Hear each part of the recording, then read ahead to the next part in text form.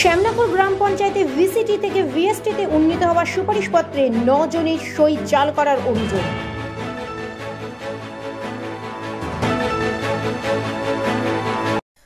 This video is for information and knowledge purpose only.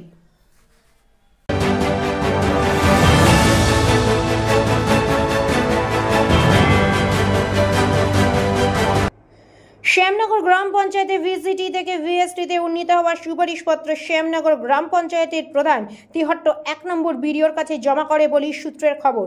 সোমবার আনুমানিক বিকেল 5টা নাগাদ এই বিষয়ে সংবাদ মাধ্যমের সামনে এক বিবৃতি দেন তিহট্ট 1 নম্বর ব্লকের বিডিও সঞ্জীব সেন। তিনি বলেন, শ্যামনগর গ্রাম পঞ্চায়েতের প্রধানের ভিসিটি থেকে ভিএসটিতে উন্নীত হওয়ার সুপারিশপত্রে 9 জনের সই জাল করার অভিযোগ রয়েছে। এই বিষয়ে তিনি আমাদের প্রতিনিধিকে আর কি জানালেন, আসুন শুনে নেব। বর্ষাকাল এসে গেছে এবং হচ্ছে যে মশাবাহিত রোগ প্রতিরোধ আমাদের একটা খুবই গুরুত্বপূর্ণ অ্যাক্টিভিটি। পশ্চিমবঙ্গ সরকার চাইছে যাতে কোনো মানুষের মশাবাহিত রোগের প্রকোপে না পড়েন, এবং তার জন্য আমাদের ভিএসটি টিম এবং ভিসিটি টিম আছে প্রত্যেক পঞ্চায়েত এলাকায়। তাই যে সকল জিপিতে আপেক্ষিকভাবে একটু কম কাজ হচ্ছে, সেই জিপিগুলোর সাথে আমরা বসে মিটিং করে আমরা তাদেরকে টার্গেট দিয়ে দিচ্ছি যাতে সেটা করে।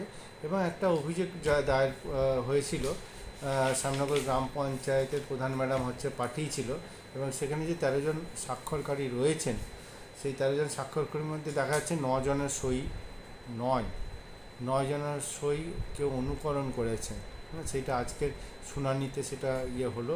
যাই হোক, তারা সেটা ভুল স্বীকার করেছে এবং তারা সেটা ইগনোর করতে বলেছে, এবং তাদের এই ভুলটা আমি ইগনোর করছি, এবং তাদেরকে আগামী দিনে যাতে মশাবাহিত রোগের কাজ ভিভিডিসির যে কাজটা, ভেক্টরবোর্ন ডিজিজ কন্ট্রোল যে কাজটা, সেই কাজটাতে এইচজিপি ত্বরান্বিত হয়। তার জন্য সমস্ত ভিএসটি ভিসিটি সদস্য তথা গ্রাম পঞ্চায়েত সদস্যদেরকে দায়িত্ব দেওয়া হয়েছে, এবং আমরা নিবিড়ভাবে নজরদারি করব। প্রধান ম্যাডাম যে অভিযোগটা পাঠিয়েছেন, উনি একটা সরকারি অফিসে পাঠিয়েছেন অভিযোগটা। সেই অভিযোগের যারা সই করছে সেই সই জাল, তাহলে উনি যখন পাঠাচ্ছেন তখন সেই দায়িত্বটা নেওয়া দরকার যে যারা দিচ্ছে ওটা সত্যিই তারা দিচ্ছে কি না। আজকের মিটিংয়ে দেখা গেল যে 13 জনের মধ্যে 4 জন স্বীকার করলে এটা তাদের সই, কিন্তু বাকি 9 জন বললে এটা আমাদের সই নয়। তার মানে কোথাও একটা এই অভিযোগপত্রটাই ভুয়ো। তাই এই ধরনের কাজে একটু সতর্কতা অবলম্বন করা খুব আবশ্যক, বিশেষ করে যখন সেটা কোনো পঞ্চায়েত প্রধানের কাছ থেকে বিডিওর কাছে আসছে, তখন এটুকু সতর্কতা অবশ্যই কাম্য।